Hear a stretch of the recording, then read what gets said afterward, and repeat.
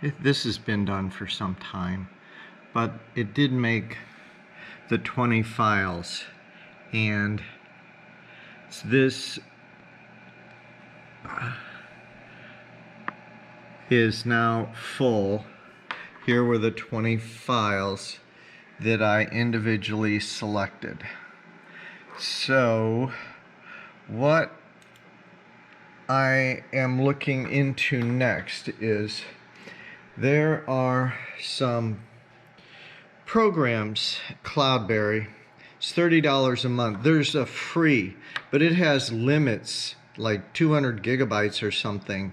So it has a, I don't know how they measure it, a data cap, but ends up not being free for this kind of use.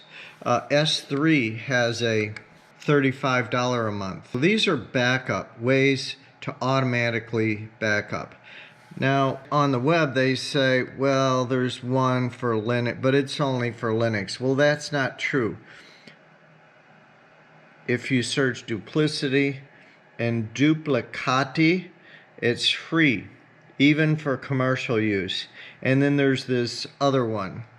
So I'm going to be investigating that. Instructions to install Duplicati on Linux right here. Notice there's a tab here for Windows and Mac. I simply cut this line here and installed it in the terminal.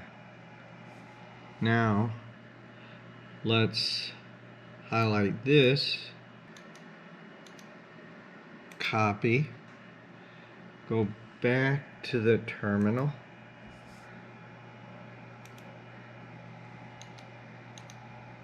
paste,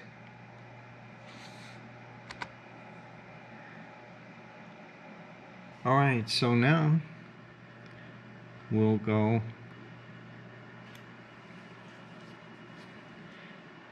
to this line, copy that, go back to the terminal and paste that in, hit return, and then let's go back to this, copy that, go to the terminal, paste that, hit return, and it's doing a bunch of stuff. 3 packages can be upgraded. Run app list upgradable to see them. I just scrolled down a little bit and here's step 2.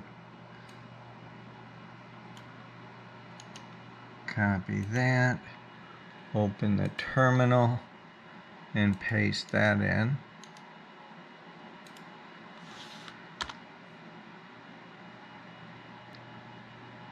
Now I'm going to answer this yes.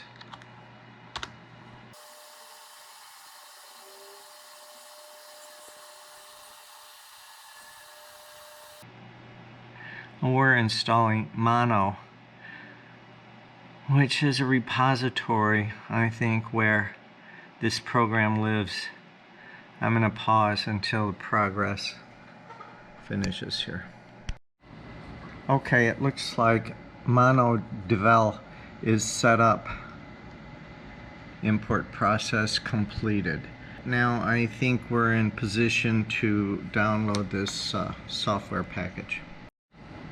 So the Mono repository has been added to the system, and I selected Linux. Ubuntu is available for Windows. What if I click on Windows? Mono is available for Windows installer. Now back to installing Duplicati. Following the instructions on Duplicati's website for installing Duplicati on Linux Ubuntu. So we're down here, command line, use wget to download and install. So grab the link from Duplicati, which I'm going to do. Download the latest and greatest. Okay, so we're at Duplicati download. Ubuntu here. Open with. So this is what is going to be downloaded.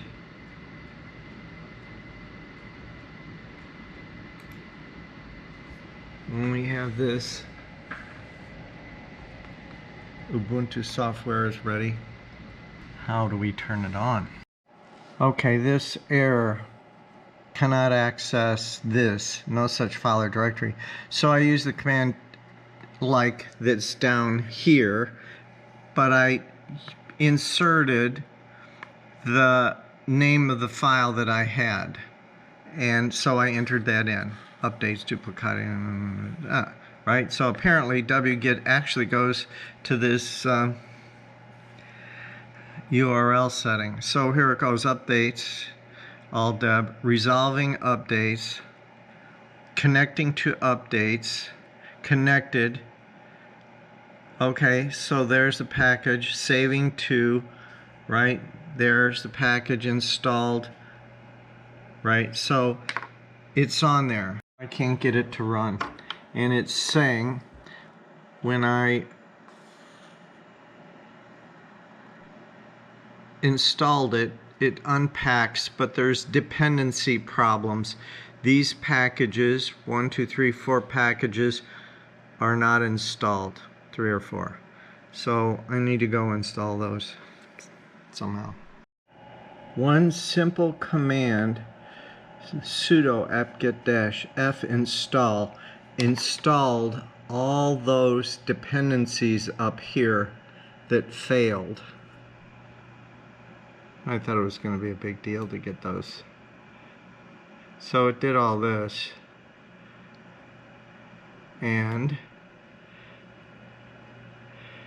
then I started Duplicati. All you have to do is type in the name and that starts it. GTK sent a message that failed to load this module. So that's a GNOME, I don't know, toolkit I think maybe. But I'm going to minimize this, and this is what comes up in the Firefox. So now the thing to do is to figure out how to use this. This is the Duplicati User's Manual. It's not a file synchronization program. It doesn't back up a hard disk image, although it does selected files and folders. The files need to be in the source document in your computer, not somewhere else. It uses or can use strong encryption. It performs a full backup initially. Afterwards, the initial backup changes data only, meaning only tiny parts of a huge file have changed. It can do compression, online backup verification, deduplication. It will find duplicate files and similar content and store them only once, even if you change the file name. It has a fail-safe design, handling network hiccups, interrupted backups, unavailable or corrupt storage systems. Even if the backup run was interrupted, it can be continued later. It comes with a web interface, that's what I'm on, a command line. It stores metadata of the files backed up. A scheduler runs your backup automatically at intervals and times. Licensed so that even commercial following cloud storage providers are supported natively, this is the first one on the list, what I'm looking for. This is enterprise level software. Alright, I'm discovering lots of useful information about downloading and installing right here the manual that I wish I had known. Had I known all this, it would have been a lot easier. I used that information from another website. And there's information here on installing Duplicati on Windows, configuring the tray icon, installing Duplicati on Linux. Okay, I'm in Duplicati. I clicked on source data. I went to computer media Jeff Blue T5, and these are the ones I selected. If I unselect just to see, oh, I see. If I click on this, then all of these are clicked. This is just the path of where they came from. Okay, so I'm not sure how many got selected, but let's go with this. Okay, automatically run backups is checked there.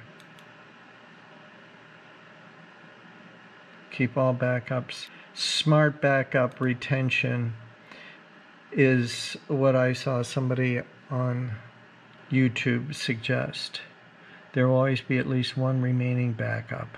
One backup for each of the last 7 days, each for the last 4 weeks, and each for the last 12 months. Save. The login for this is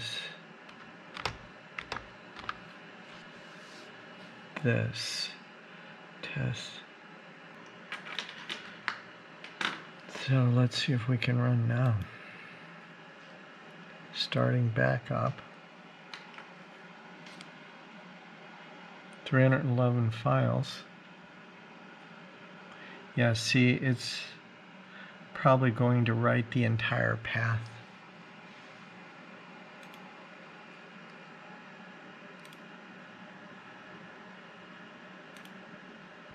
So yes, it wrote the root directory, then it writes media, then it writes me, and then blue 5.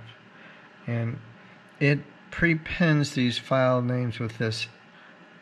Oh, storage class went standard. Now I have to stop this whole thing.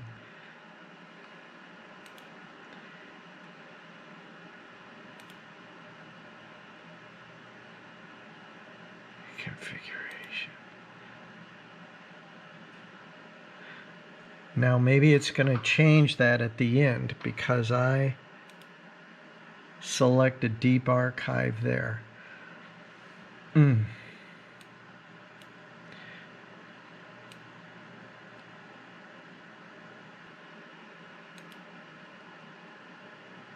Maybe it puts it in a standard storage class first, and I imagine that there's going to be a cost with that. But I have a better idea to deal with this, that I don't run into these kinds of problems with the directories, and it requires a few extra keystrokes when the connection is broken. But we'll do a command line interface, and it's a lot simpler than this. I'm going to let this go and see what it does. We'll see if it gets it in the right storage class. But it's going to go through the standard storage class, and I would imagine that I'll get a bill for that. Now, doing it with the command line interface, this backup retention is not attended to. But the way I use it is I put all my videos in a job name, and when I'm done with it, I'm planning on throwing it out. Whatever I put in this solid state drive is what I want up here, and then connection doesn't proceed very fast, and it starts slowing down.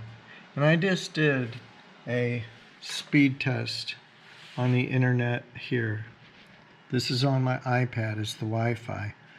So it's going to be not as fast as this connection, which is a solid wire connection. 10 megabits per second. And we're getting 36 kilobytes per second. And I don't know where the holdup is. I'm just waiting for it to die again. See, there it goes. So let's do something from the command line, from the terminal. Here,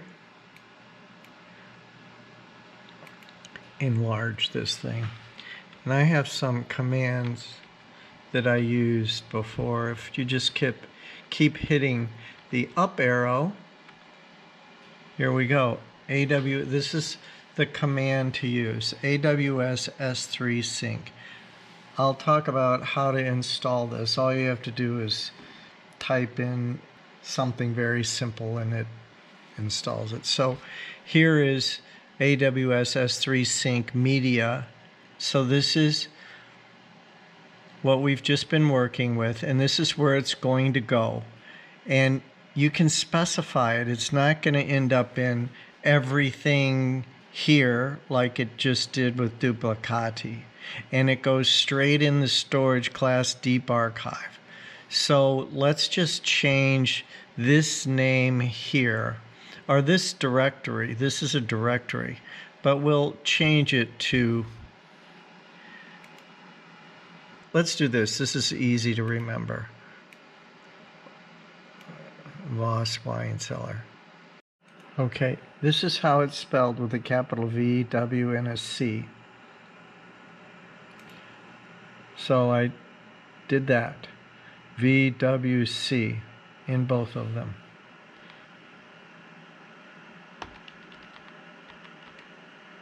It's case sensitive.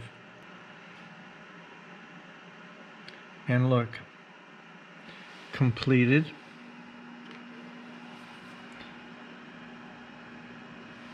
It's 700 kilobytes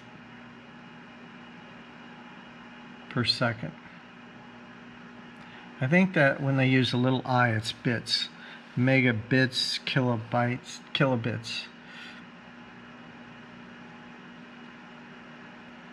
And it's going to end up in a place that I want exactly. It's going to be in Video Archive Jeff, and then it's going to be this file folder, and there's 4 files in that. So let's go to this, but here's the one that I put in here.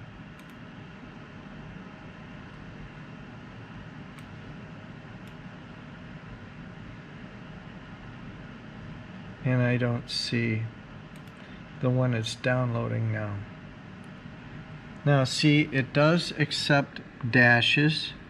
There is space there, but you would have to have the capitalization proper. So it accepts spaces and dashes. It's just the capitalization needs to be a match perfectly. So here we are. And when the connection is broken, you'll just get the prompt. All you do is press the up arrow and then return, and it starts. And so you just keep doing that. That's one. It completed this 0004. It completed that. Sync command, it keeps track of what's on both sides and makes sure it syncs it. Whether the copy command, see, look, it finished all 4 of them. So we should be able to go see.